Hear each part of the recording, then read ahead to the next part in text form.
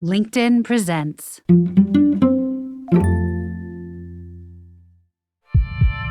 I'm Rufus Griscom, and this is The Next Big Idea. Today, Casey Means on how to feel incredible, avoid disease, and age well.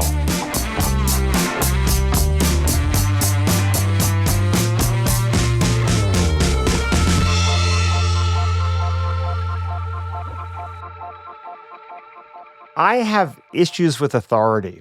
You know the hairdryer tags that say, warning, do not remove? I remove them. Exercise classes where everyone's mirroring an instructor who's sashaying hips to the left? I'm going to the right. So, as you can imagine, when presented with long lists of things I should not eat and should not drink, I look at them sideways. I don't like living in a world that's about temptations and prohibitions and self-denial. I wouldn't have made for a very good monk.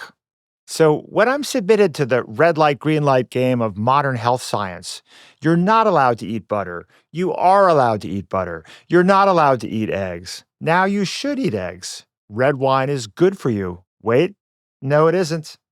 I tend to go with the interpretation of the data that most appeals to me. I call it scientific studies that support the life I want to live anyway. I do, however, want to be healthy. I'm sure you do too. And I'm fascinated by how our bodies work. I love learning from experts. As we've said before on this show, this is a golden age for the science of human flourishing. But I tend to prefer the positive framing. What are all the delicious foods we can eat and ways we can move that will make us feel great? Let's celebrate those. I have found a kindred spirit in Casey Means, whose new book, Good Energy, The Surprising Connection Between Metabolism and Limitless Health, recently hit #1 on the New York Times bestseller list. Casey studied medicine at Stanford and became a head and neck surgeon. But the further she got in her medical career, the more disillusioned she became with the healthcare system. Doctors, she realized, are quick to write prescriptions and wield scalpels. But why aren't they treating the root causes that make those pills and procedures necessary? Casey argues that most everything that ails us, whether achy joints or depression or the stuff that kills us, heart disease, cancer, is downstream of poor metabolic health. What does that mean? Our metabolism is the set of life-sustaining chemical reactions that fuel us. We 3D print our bodies out of the food we eat every day, Casey tells us. If you want to feel good, give your body the food it was designed to run on. There's good news here. We can all feel better and get healthier pretty quickly. Our bodies are not things, Rufus, Caleb, Casey, but rather we are each a process driven by inputs such as what we eat, drink, how we breathe and move. And as we improve that process, our bodies change. This conversation builds on previous episodes, like our conversation with eminent British epidemiologist and nutrition expert Tim Spector about his book Food for Life, and Chris Van Tulleken about ultra-processed food, and with Peter Attia and Kelly McGonigal about the profound empowerment of moving our bodies. Those conversations have meaningfully impacted my daily life, the way I feel every day, the way I eat and exercise. They do not create in my mind blinking fluorescent warning labels on every French fry and dollop of tiramisu. Don't eat this. Don't drink that. Instead, they cause me to think, as a tantalizing Dayglow Dorito moves towards my mouth, here are the mechanics of what will happen to your body when you take that bite. Here's how you'll feel 15 minutes later and why you will feel that way. I might then notice the red apple on my counter, which, when sliced up and slathered with almond butter, has come to taste better to me, bizarrely, than the many crunchy, industrially produced alternatives. I hope then that this conversation sounds less to you like a list of things you shouldn't do and more like an invitation to celebrate the improbable symphony of cells that makes you, you.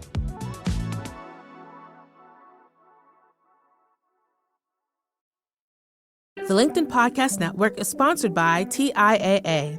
TIAA makes you a retirement promise, a promise of a guaranteed retirement paycheck for life. Learn more at TIAA.org/promises pay off.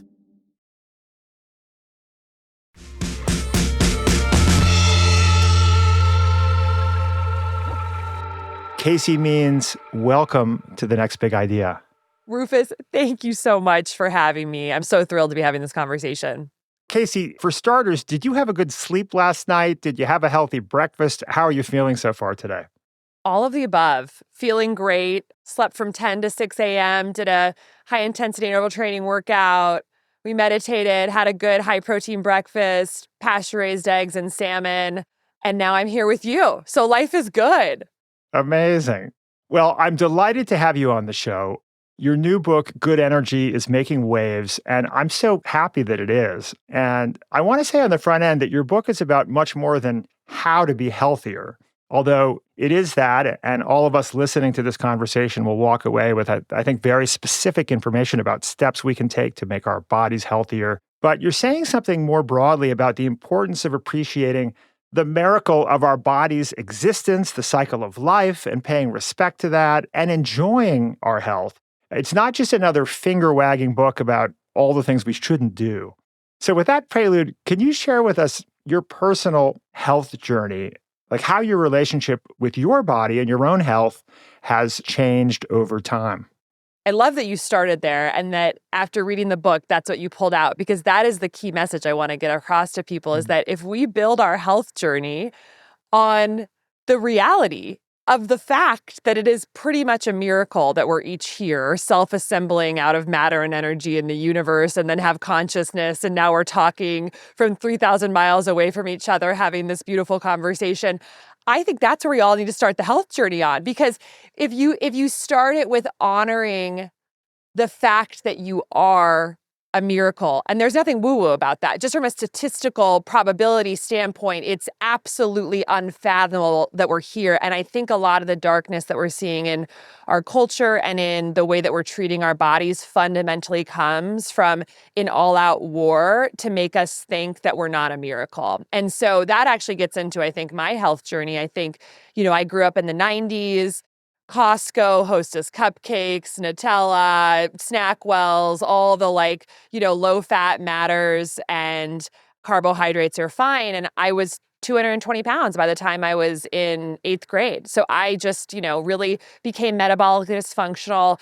And it was at about age 14, I went to a really empowering all-girls school with a really amazing science program. And I actually fell in love with biology, and I fell in love with human biology. And I thought, you know what, I'm going to really take my health into my own hands. And at 14, I actually lost all the weight, and I cooked all my food for myself for about 6 months. And I got in touch with understanding the power of food. And that was the first step for me that I didn't know it at the time, but of really starting to believe that there is so much power in food and what we put in our mouths. And so flash forward, I went to Stanford as an undergrad, and it was a very interesting time to be at Stanford because it was during all the sort of genomics revolution. And I was there 2005, 2009, 23andMe had just started. The Human Genome Project was just wrapping up. I was a genetics focused major within human biology, and I was really focused on nutrigenomics, which I think is the coolest part of science, where you're basically studying how food compounds, how the tens of thousands of molecules in the food we eat literally change our gene expression. And so I'd always grown up thinking our genes are our destiny, and this whole new area of study that was just being figured out was basically saying, no, you have a blueprint, but the way it's folded, the way it's expressed, the way it's used is totally changed by both what you're putting in your mouth and also how you're living, fundamentally changed. And if you have mutations in the genome, actually the food you eat can change whether those mutations are fixed or not. I mean, it's absolutely incredible. So flash forward a few more years, I'm at Stanford Medical School now, and here I am, this bushy-tailed, bright-eyed medical student who's in love with the power of food on both the personal and molecular level. And I get to medical school and it's like crickets. We're not talking about food. We're not talking about lifestyle. We're not talking about exercise. We're really just deep in the trenches of here's how you diagnose different clinical entities based on lab results and symptoms. And then once they have those collection of signs and symptoms, you slap on a label. And once you have the label, then you attach it to a medication or surgery. And I felt almost like this, all this awe I had for the body turned into just like, I'm a robot. I'm here to like, this is diagnosis, this is treatment, and then I send them, and then I bill it, and then I do the chart. And it was I was starting to see some cracks in the facade of like, this is not actually exactly what I thought I was signing up for. And then I go into surgery. So then as a resident, I choose to go into head and neck surgery. And that's where things really started falling apart for me in terms of disillusion with the healthcare system and with my own health. So I go into residency, I'm on call 3 nights a week. I'm eating cafeteria food. I'm going to the hospital before the sun comes up. I'm leaving after the sun goes down, chronic stress all the time, fluorescent lighting. And I go from being a 26-year-old who is peak health, peak joy, peak intellect, everything's going great, to within 6 months, clinical depression, clinical anxiety, terrible acne all over my face and body, IBS, gaining weight, chronic neck pain. I am falling apart. At the same time, I had just become a doctor whose job is to help people feel better. So that was a little bit of my health journey. And, I knew enough about these sort of the more like lifestyle and holistic sides of health. I'd been always kind of listening to functional medicine doctors on the side to know, oh my God, I don't need 8 medications for all these symptoms that have cropped up. I need to take a break and get back to the basics. And that's what I did. I took 3 months off. Everything went away. That coupled with what I was seeing in my training as a surgeon, which was essentially that we are just ignoring root causes and focusing on waiting until people are getting sick and then operating them and giving them drugs. This was not the path that I wanted to take as a physician. I truly got into healthcare because I believe the body is the most incredible, miraculous sort of thing ever to be self-assembled. And I want to help people figure out how to live their lives such they can have the most incredible human experience possible. And that could not have been more different from what I was doing as a surgeon, which was basically mopping up messes. So both my health journey and my real disillusionment in what we're doing in modern healthcare sent me on my way to devote the last 7 years of my life focusing on those root causes. Why are Americans actually sick? Why are we actually getting sicker every year in America? And that's turned me into, a metabolic evangelist, because ultimately metabolic dysfunction is the root cause of most of the chronic diseases and symptoms we're facing in this country. And it's not something that we're learning about in medical school. So really helping spread that message is the focus of my life now, and is so much more empowering both to myself, my own health journey, my families, but also everyone I interact with who's looking for answers. Well, and on top of those very powerful experiences you had, growing up and becoming a doctor, you also lost your mother a few years ago. Was that also a wake-up call for you? How did that change your perspective? Yeah, absolutely. So this was on top of all these personal experiences I was having. I was also dealing with this really essentially the most overt representation of the blind spots of the Western healthcare system showing up in my mother, who was my best friend and was so vibrant, but she kind of represents this archetypal, I think, American patient today that so many people will see themselves in, where she was dependent on the healthcare system. She was loyal to healthcare system. She went to all her specialists. She took all the pills they recommended. But fundamentally, she never healed. She never got better. She was being managed, but not healed. And unfortunately, in figuring that out, it was just too late. She ultimately died of pancreatic cancer after essentially 40 years of missed warning signs of brewing fundamental dysfunction in her body that was showing up as all these different things: high blood pressure, high cholesterol, high blood sugar, really bad menopause symptoms, really tough time losing her baby weight after she gained 70 pounds in pregnancy having me. All these things in her life that she saw different specialists for: endocrinologist, cardiologist, obesity medicine doctor, oncologist, OBGYN, who all gave her different pills. No one in our system was educated to put the pieces together for her and to look through a slightly different lens than our siloed whack-a-mole reactive sick care system that we're all trained in to say, hey, Gail, weight loss resistance and really bad hot flashes and high cholesterol and high blood sugar and high blood pressure and ultimately cancer are all actually physiologically branches of the exact same tree. If we look inside the cells of your body, the same stuff is leading to all of these different things in different parts of the body. That's what the science tells us. That is systems biology, root cause, connected thinking.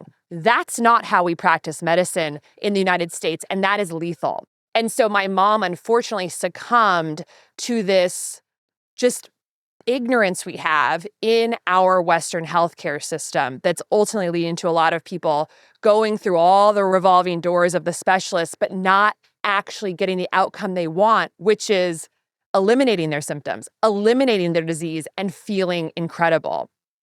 And you say that when we look at all these symptoms that are downstream of metabolic dysfunction, it's the things that kill us, the cancer and heart disease, but also you list all these extraordinary things from arthritis to erectile dysfunction to depression. How wide are the set of symptoms that are downstream of metabolic dysfunction? This is a paradigm that I think is so important to get across. Every symptom and every disease must result from cellular dysfunction because we are just a collection of cells. That's what we are. We're trillions and trillions of cells. And each of those cells is like a little city, a little factory, a little machine. And if those cells do their jobs properly and are functioning properly in every organ system of the body, we have health. And if some of those cells are dysfunctional, we have symptoms and disease. That's step one, is to understand that framework. So then to answer your question, what's the full spectrum of metabolic disease? Well, metabolic dysfunction, which is a very core, foundational, fundamental problem in how a cell powers itself. So all those cells to do all their work that they need to do, they all need energy to do all that work. So trillions of cells in the body, each cell is doing trillions of chemical reactions per second. Wow. All of those chemical reactions require energy. Energy is made through metabolism. Metabolic dysfunction is this fundamental problem of how that cell does that process of essentially converting potential energy in food to cellular energy that can be used to pay for all these trillions upon trillions of chemical reactions. So if you have core fundamental underpowering in any cell type, it can look like different things. We have over 200 cell types in the body. We have ovarian cells, endothelial cells, hepatic liver cells, astrocytes. We have glial cells. We have all these different types of cells. And so, of course, low power in an ovarian cell can look different than low power in an astrocyte or a glial cell or a hepatocyte or an endothelial cell or an osteocyte or a chondrocyte in your knee. So underpowering in the chondrocytes and the osteocytes of a joint could feel like joint pain because those cells that comprise the joint are dysfunctional. And in the brain, it could look like migraine, fibromyalgia, depression, anxiety, autism, ADHD, Alzheimer's dementia. Wow. All diseases that we now know are related to metabolic dysfunction. So what I'm trying to say here is that we're looking for the cause of dysfunction. There are many things that can make cells dysfunctional in the body. One of the things in the modern American world that's leading to dysfunction in 93% of Americans is metabolic dysfunction. So I would argue that for every single symptom and disease that anyone listening has, you should investigate metabolic health. Because if it is one of the causes of the dysfunction in your cells, it's something you can measure, track, understand, and improve quickly. So get that variable off the table. I think essentially every person in the country, no matter what symptom they have, should investigate metabolic health because it's one that they can eliminate with focused habits. So I'm not saying it's the cause of every single thing every single time, but it's so prevalent.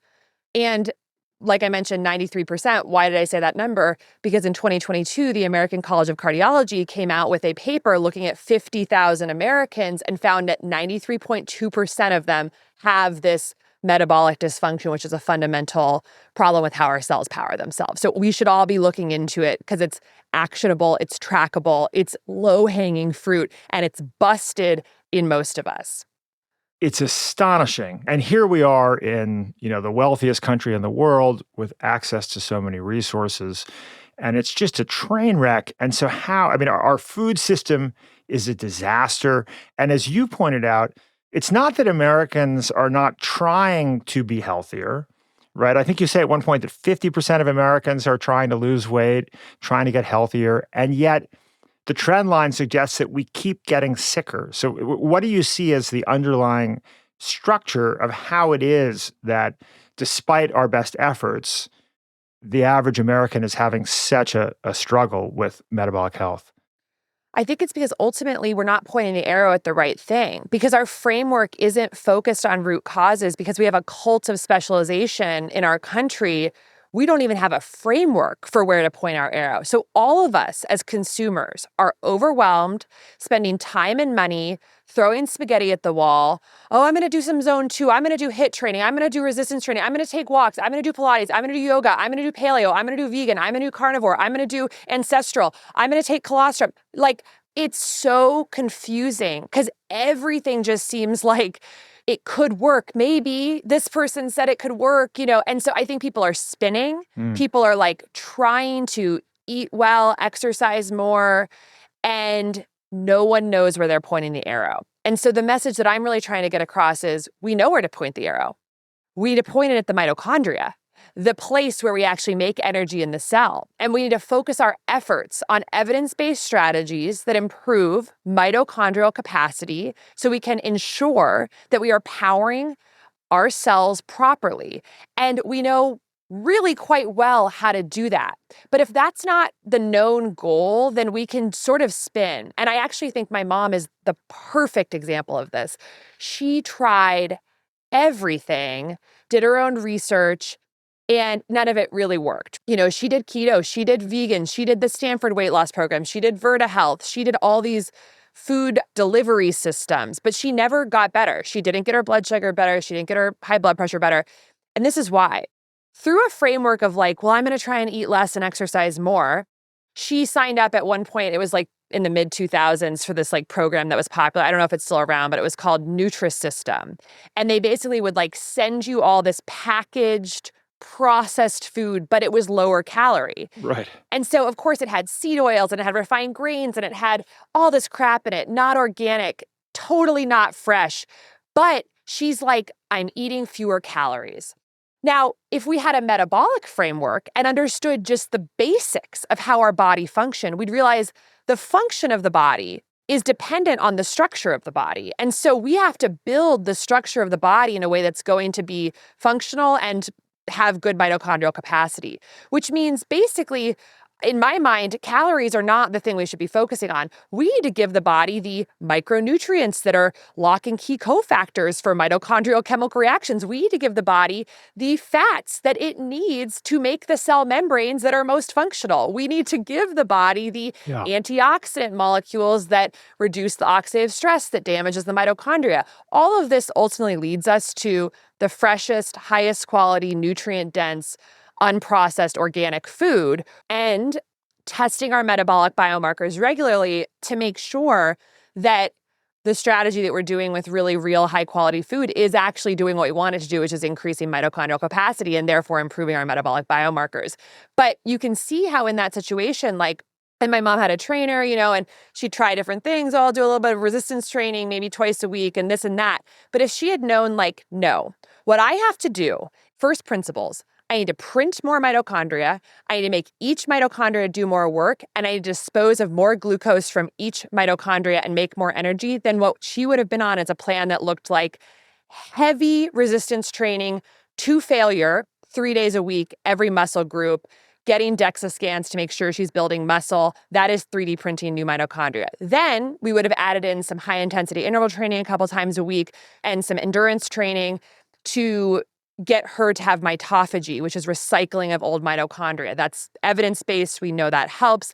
And then we would have her walk 10,000 steps a day, to churn through as much glucose as possible from our bloodstream, and of course, track everything with body composition scans. But because there's no framework for what matters, we're all just spinning our wheels, spending money, spending effort, not tracking the things that matter, and ultimately not making progress. So I think that's the issue, is that this is why, of course, you have to write a book and you have to get out there and you have to talk on the podcast, because we need to shift, I think, both individuals but also doctors to understanding where do we need to point the arrow. Because we're spending $4.3 trillion on healthcare right now. Astounding. We're spending $800 billion on fitness.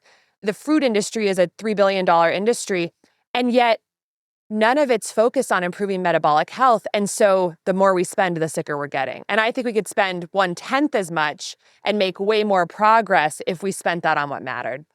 So interesting, because an objection you often hear is, oh, well, this organic food is so expensive, right? But the math, when you look at what we're spending on healthcare and everything else, and also foods that we're subsidizing versus those that we're not, it's not that expensive in the grand scheme of the costs here.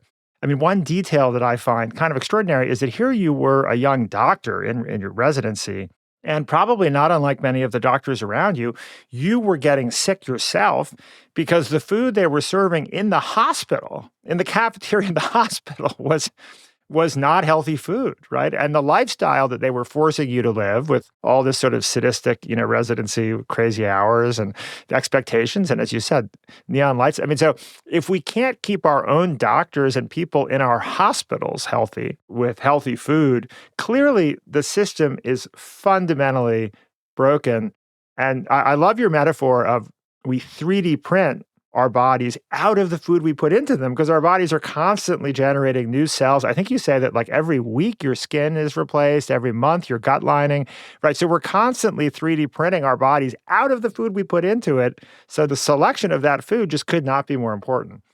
That's exactly right. I think it's I love this Taoist statement that I mentioned in the book, but it's just it feels so obvious when you hear it, but it's really not the way we think about the body. But in this Taoist framework, we think of the body as a process, not an entity. It's a process, not a thing. Mm-hmm. And I think there's this Western conception that is actually deeply disempowering, that we're like this thing. I'm Casey and you're Rufus, and we are different things, and we live and then we die, and everything's so binary and so separate, which if you actually looked, if we had vision that was just good enough to see our bodies at the molecular level, we would actually see that we are swarming hives of atoms and cells and matter that is constantly giving and taking matter from the world around us. When we take in food, we take in 2 to 3 pounds of food per day, 40 to 70 metric tons of food in our lifetime. Amazing. Those are all molecules that are literally 3D printing our bodies every single day. We are shedding dying billions of cells per day, and then birthing billions of cells per day in our body. So the full spectrum of life, death, aging, rebirth, regeneration is happening everywhere all at once in our bodies. And so I think that why that is actually so important, and why it actually needs to be a part of the way we foundationally think about medicine and how it's practiced, because it's hopeful. Yes. We get the opportunity every day to nudge the process in a different direction. We are not static. Exactly. The body of next year is molecularly totally different than the body of today. And so this is why consistency in habits and real food makes a difference, because every day we're paying that bill. Every day we're reloading the printer ink. And it's sort of incredible. It also, I think, on that deeper and more spiritual level of the miraculousness of all of it, makes us realize how connected we are to everything, and how obvious it is then that if we're poisoning our soil and we're toxifying our air with pollution, and we're toxifying the water with chemicals, and we're literally murdering the biodiversity of the soil microbiome, which is supposed to be teeming with life, but with our synthetic pesticides and mechanized tilling and industrial agriculture, we've made the soil dead. Of course that's going to impact our health, because we are constantly exchanging literal matter with it. And so I think when you really sit with that statement that we're a process, not an entity, and internalize that, which is much more Eastern, indigenous, stoic, it's not Western. We don't like that idea. We're individualistic here. And in obsessing on that individualism, which has its benefits, but I think in this regard, it's problematic, we forget that we are interconnected with everything else. So it's okay to poison the water because who cares? But we need to get back to realizing not only can we change our fate every single day with the inputs, but also we need to respect everything around us because it's like karma. It's coming back to us. It's astounding what you say about, we're murdering our soil. That's a powerful choice of words, right? I think Michael Pollan did a great job in the last few decades of raising our awareness of the importance of respecting the complexity of nutrition and understanding that we co-evolved with plants over millions of years. And we're just beginning to understand the complexity of all the nutritional value of these plants with which we've co-evolved and animals. But in the last century, we've done this kind of crazy experiment of saying, oh, well, let's just simplify it to a few inputs of fertilizer, throw a bunch of pesticides on there, which stop plants from creating natural pesticides, which end up being incredibly good for us, right? So on some level, we haven't known what we were doing. And now we do. Right now, we have a pretty good understanding of what is necessary to grow healthy food. And you point out in the book that we have tens of billions of dollars of annual U.S. federal subsidies that go to producing these huge quantities of corn and soybeans, which are not the stuff we're supposed to be eating. This is used to create all this awful ultra-processed food and added sugars, right? So we're actually spending a massive amount of money as a country in order to create fundamentally unhealthy food. That's exactly right. I think it's astonishing, especially when you start talking about the cost situation, because people do say, and I think it's fair, I don't buy the organic food because it's more expensive. But what we all need to realize is that every bite of cheap food that we are purchasing and eating, we are paying for it 4 times over. Not in a hypothetical way. I mean this year. So let's say we buy a McDonald's Happy Meal. We are paying for that Happy Meal, which is maybe $10. Then we are spending the healthcare costs that year that will be higher for us because we're eating that food. It's not just down the road. That food, if we're eating it regularly, is going to lead to more work days lost, higher healthcare costs related to predisposition for infections, autoimmune disease, depression, anxiety, all sorts of things. We are also paying money for the taxpayer dollars to pay for the healthcare costs of all the people eating that food who are getting sick off of it now and in the future and into Social Security and paying for all that. We are paying for the environmental destruction through our taxpayer dollars to the EPA, and we're paying for the environmental impact of industrial agriculture, which is causing dead zones in the Gulf of Mexico, which is causing complete loss of life in our river systems, all of that environmental destruction. And we are paying the taxpayer dollars for the farm bills, which actually subsidize the reason that McDonald's Happy Meal is cheaper. We're paying farm bill subsidies to subsidize corn, soy, wheat, and other commodity crops, which are not going into corn that you're throwing on your grill during the summer for a cookout. A huge percentage of those commodity crops are going towards ultra-processed grains, high fructose corn syrup, and animal feed that goes into confined animal feeding operations to create crappy meat that's filled with omega-6 fats, antibiotics, and hormones that makes us sick. So there is no universe in which it is cheaper to buy cheap food. Well, and so on an individual basis, if we do the math as individuals, it makes sense to, as painful as it is, to pay the extra money for really high-quality organic vegetables, grass-fed meats, and so on. We'll get into all those details. But collectively, as a society, we should be able to make those foods more affordable, right? If we weren't subsidizing all the bad foods, right? And if we weren't subsidizing a medical system that's treating all these awful downstream symptoms, we could collectively have a lot more resources because of course, you and I appreciate that there are a lot of people for whom it really is very, very difficult to pay those for those expensive, groceries. But turning to your astonishing data point of 93% of Americans qualifying as metabolically unhealthy, how can we individually assess? I'm sure there are people listening who are thinking, I think of myself as pretty healthy, but 93% is a big number. I wonder if I'm in the 7% of the 93. How can we figure out where we are in terms of our health? And then we'll talk about how we can improve it.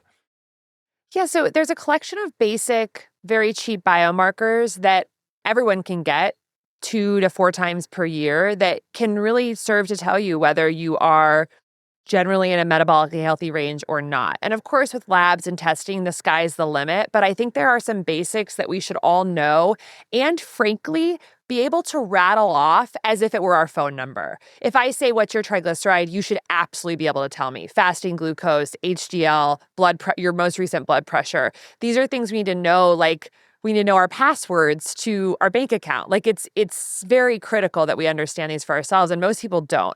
So when I mentioned that 93.2%, that was from a paper that was assessing optimal metabolic health, which was 6.8% of Americans, based on a collection of biomarkers that, again, are very cheap and easy. So they were looking at fasting glucose, so essentially blood sugar levels at a fasting state, triglycerides, which is essentially a type of fat in the blood and body that goes up when we have too much blood sugar and it gets converted to fat. And so those will often go up hand in hand, fasting glucose and triglyceride levels. Hemoglobin A1C, which is a sort of a 90-day average of blood sugar. HDL cholesterol, which some people call like good cholesterol. It's a bit more complex than that, but fundamentally it does take cholesterol out of the bloodstream back to the liver for processing. Blood pressure, which is actually a key metabolic biomarker, because when our metabolism is not going well, our blood pressure goes up. And then waist circumference, which is just basically putting a tape measure around your waist at about where the belly button is. And the reason that one's important, even though that's very rudimentary, is because when we're packing on more weight specifically around our midline, around our abdominal organs, that's a particular type of fat called visceral fat that is metabolically damaging and inflammatory, that is usually packed on in that particular place because our insulin levels are high because we're metabolically unhealthy. So those biomarkers, if you had a fasting glucose less than 100, a triglyceride less than 150, a hemoglobin A1C less than 5.7%, HDL above 40 in men, above 50 in women, blood pressure less than 120/80, and waist circumference less than 35 inches in men and 40 inches in women. And actually, they looked at also a total cholesterol to HDL ratio of 3.5 to 1. If those things were true, and you were not on medication for blood sugar or blood pressure, any of these things, you made up the 6.8%.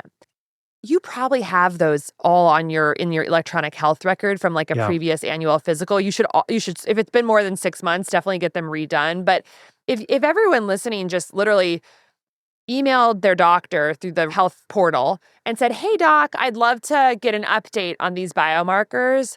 It'll be covered by insurance, most likely, very cheap tests. And if you check them every 3 to 4 months throughout the year, you can know whether the dietary and lifestyle choices you're making are fundamentally keeping you or moving you in the right direction or not. And then that gives you a lot of power in understanding this most foundational aspect of our health. What's exciting is that we can move these numbers, right? And I narrowly make the 6.8% cutoff. Nice. I looked at my numbers, but 20 years ago, I would have missed it by a large margin, right? My eating habits, I'm 56 years old. In my 30s, I would have definitely been on the wrong side of that. And it's very much the impact of books like, Michael Pollan's Omnivore's Dilemma many years ago, Tim Spector's Food for Life, more recently, Peter Attia's Outlive, and now your book, that have really empowered me to make incremental steps towards improving my health. So I think it's great to see that, this obviously the Next Big Idea Club, we believe in the power of ideas and the power of books to change people's lives. It's had that effect on mine. But I'm not done, because I know that my triglyceride to HDL ratio is about 1.1, and I know that yours is about 0.5, which is much better. So, I would say 1.1 is very good, though. Yeah. Well, I've that does made not progress. concern me. Yes, that's good. That's definitely good. Yeah. But my total cholesterol is 207. It used to be 230, and doctors have said to me for years, you should go on statins. and I chose not to, and I chose to increase my exercise and try to eat better. And I think I'm now in a zone where I'm not being told to go on statins. But Right. this is the conventional medical response, which is, oh, you have a problem, here's a drug. Yeah. I think it's so funny. The way I was trained to look at lab results was very much like an electronic health record where they each have their own little row. And if it's out of range, and of course, these ranges are kind of BS because they're based on standard deviations and huge population studies. And so even the idea of normal is sort of not where we want to be. We want to be in an optimal range. But in the chart, it's like the numbers are literally labeled like orange, green, or red. It's like medium, really good, really bad. Right. And then if it's like LDL, red, okay, statin, okay, glucose, red, okay, metformin. It's like if blood pressure is high, here's an ACE inhibitor.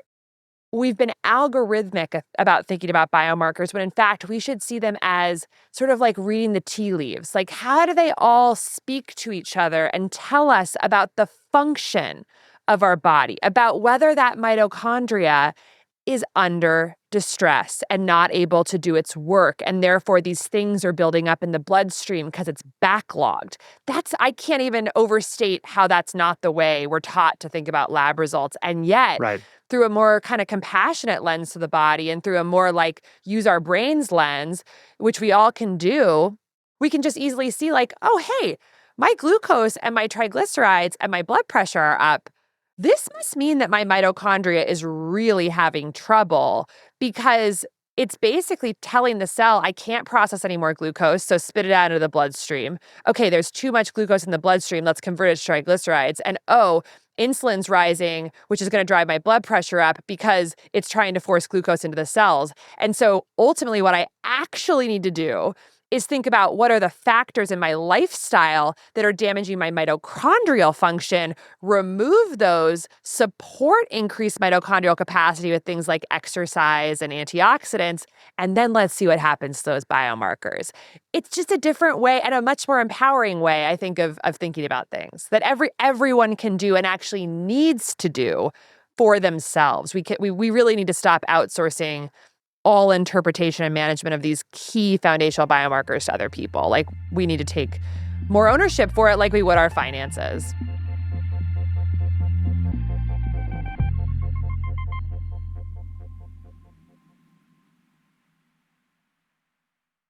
The LinkedIn Podcast Network is sponsored by TIAA. In the last 100 years, we've seen financial markets swing, new currencies come and go, decades of savings lost in days, all showing that a retirement plan without a guarantee, quite simply, isn't enough. So more than a retirement plan, TIAA makes you a retirement promise. A promise of a guaranteed retirement paycheck for life. A promise that pays off. Learn more at TIAA.org/promisespayoff. Hi, I'm DC Marshall. Hi, I'm Mita Malik. We are the co-host of the Brown Table Talk podcast, where we discuss how to help women of color thrive in their workplaces. And we invite allies to join us to help women of color win at work. We have a seat waiting for you. Subscribe to Brown Table Talk wherever you enjoy podcasts.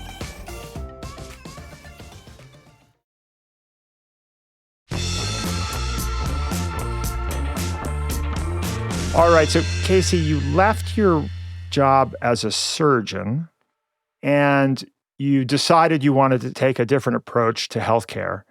And among other things, you've co-founded this company, Levels, to help people better understand their health. Can you tell us about Levels?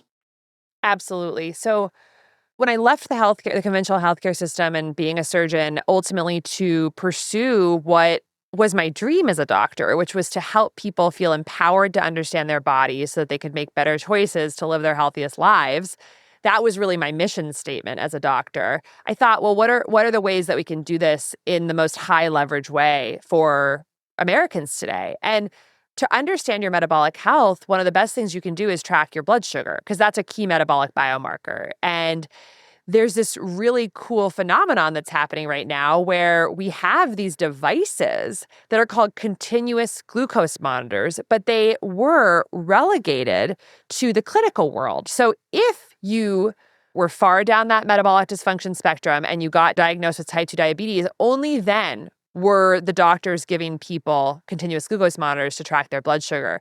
And me and my co-founders, Josh Clemente and Sam Korkos, were thinking, hey, if we could actually give people these devices much earlier in their lives when they're trying to figure out food and trying to understand the impact of this food environment on our bodies, we could potentially help people get on top of their blood sugar throughout their lifetime and ideally not tip into these clinical states like prediabetes and type 2 diabetes. So we started Levels to democratize essentially consumer access to what was a medical device and pair it with intelligent software that could take in this continuous data stream about this key metabolic biomarker and help you tease out insights about diet and then pair it with other data that we know impacts metabolic health like sleep and steps and heart rate, and together give people a picture of what are the levers I can pull in my lifestyle and with food to keep my blood sugar in a healthier range throughout my lifetime.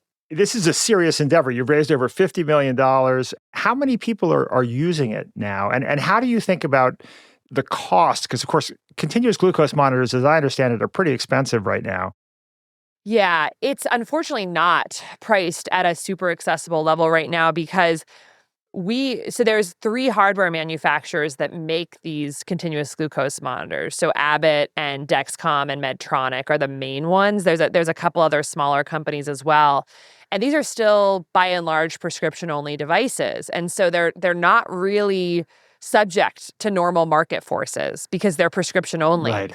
And so for the people who are using these as a tool to understand their diet and lifestyle and keep blood sugar stable, the more consumer use of it, preventative use, they're unfortunately still having to get these through pharmacy systems, and the price is totally controlled by the hardware manufacturers. So, I think we have certainly hoped that the prices would come down faster as this market size gets so much larger, but that's not a part of that we unfortunately have any control over.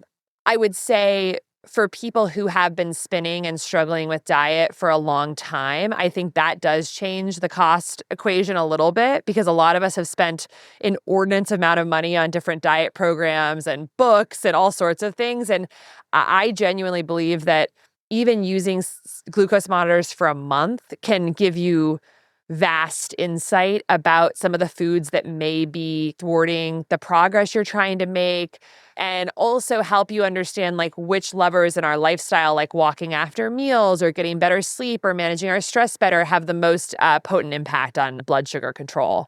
Well, Casey, in my dedication to the listeners of this show, I have signed up and fearlessly applied a continuous glucose monitor to the back of my left arm. It's currently in place. And I have been fascinated by it. I have noticed in the press some pushback on these sort of experiments with CGMs for the broader public. I'm sure you're familiar with it. In 2021, the Journal of American Medical Association called continuous glucose monitors a waste of time and money for non-diabetics. There was an article this year in The Guardian saying most scientists remain unconvinced that non-diabetic users can glean useful health information from CGMs. What do you say to the naysayers? These don't surprise me at all, of course, because in our paradigm of Western medicine that so many of us are taught in and stick in, it's a very almost like binary perception of disease. Like you are non-diabetic or you are diabetic. That is so built into our brains. You could have a patient who comes in with a fasting glucose of 99 milligrams per deciliter, which is technically in the normal range, and 100 is prediabetes. And the doctor might think like, oh yeah, this person's in the clear.